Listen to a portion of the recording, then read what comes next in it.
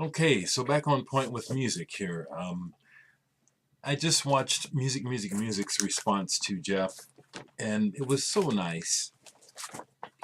I was originally thinking I wouldn't try to answer, mainly because I have such a hard time figuring out what's 90s and 80s until I look. So here, I just want to just add a couple of these are the end of the 80s, so but they go into, they go into the 90s. Some music, you know what I'm saying? That's what we're here for. Yeah, okay. Jeff, you probably know about Ride, but Ride is just a great band from the 90s. It was also one that I could find to show. This is a recent reissue, really nicely done. I'd love to get Going Blank again on CD. That's the other thing about the 90s. I was buying CDs in the 90s, hardly any vinyl, I have to admit. So I pulled one band on CD. Anyway, Julian Cope, as you know, goes all the way back to post-punk, but Peggy Suicide is just fantastic from the 90s. This is one of his 90s albums. And it's just all over the place, you know. Hints of krautrock, psychedelia, folk rock, his post-punk sound. Julian Cope's the man.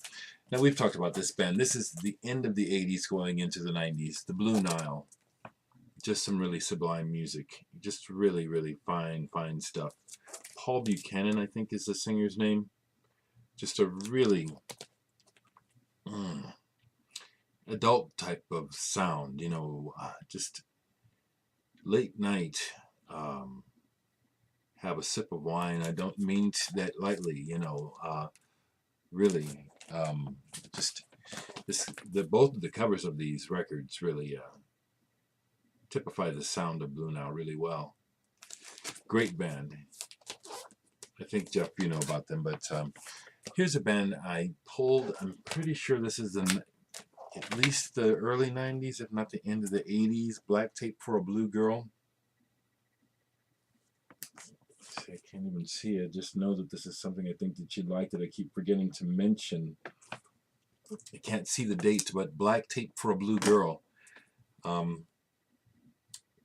Not goth, but approaching that, kind of somewhere in the area between maybe like I'm stretching trying to get it, maybe Cocteau Twins and Miranda Sex Garden, but just came to me that this might be something you would like from that time period.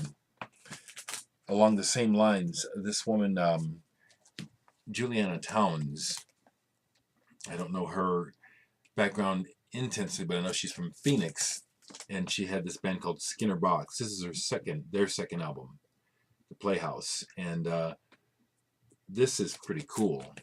She has members of Savage Republic on here helping her, and I think you would dig this, actually. I think somewhere between Susie and the Banshees and Dead Can Dance. That may sound strange, but both bands come to mind in trying to call this to mind. Now, I didn't look at the dates on here, but these are a couple more bands I just thought got to be at least close to the 90s, in the 80s, if not. But In the Nursery, started by a couple of twin brothers into military percussion. Neoclassical maybe would be a way of describing some of this, but I think some of the music is quite affecting, quite good. There is a militaristic aspect to some of it. Here, again, my glasses, can't see the titles. Twins, yeah, here's the album Twins. And they're not on 4AD, they're on Sweatbox on many of these releases, but it has that. And I do think that actually some of these covers are done by 23 Envelope or Von Oliver. If not, they're very much influenced by. I'm pretty sure this is 23 Envelope on that one. Here's a single I really like, Sicilians. This is real cool. And this music can be heard right here on YouTube, In the Nursery. If you're not familiar with them, look them up. I have just a couple more of their records because I do like their sound, and I was able to come across these records. Elegy. And there you have the percussion and strings also featured. They play these instruments.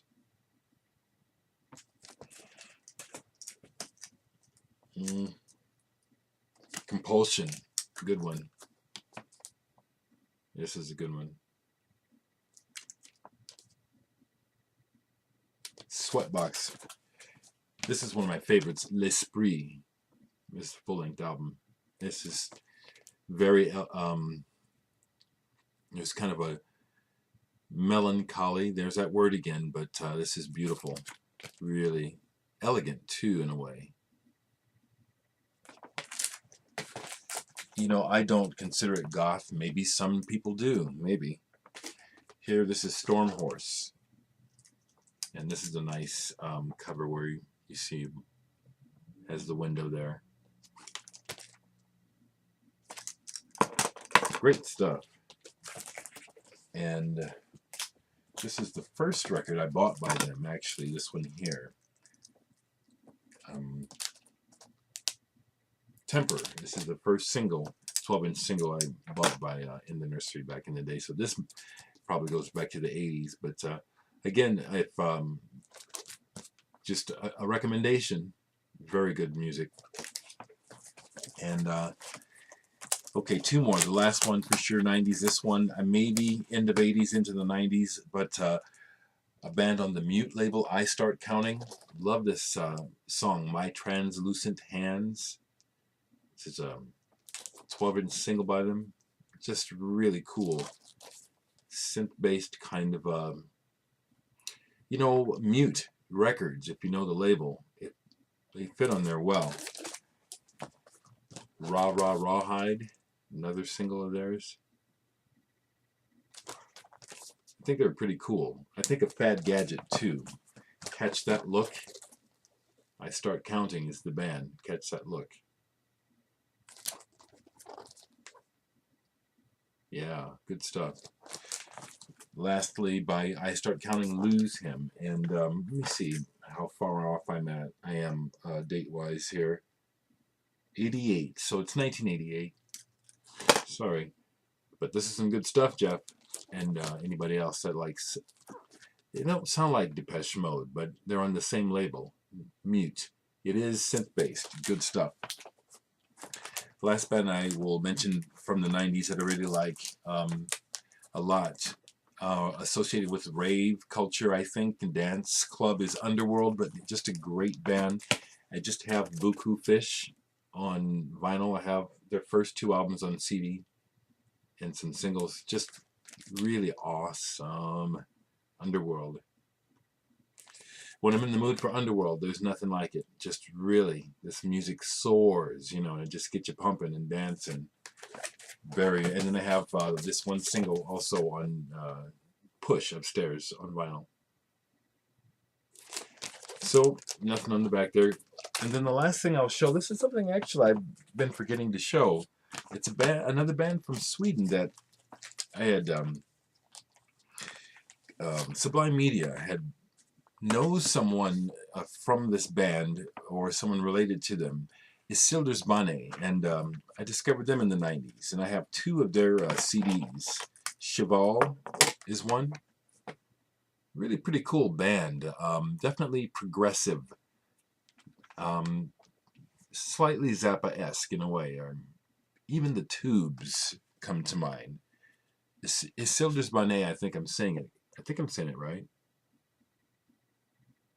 So I have that CD, and then I have this one by them called Mind Volume 1.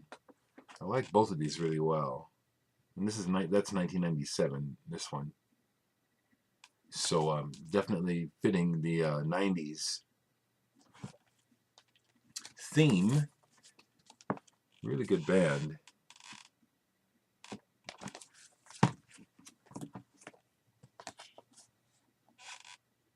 Really, yeah, good stuff. Okay, so Jeff, there you go. That's a response.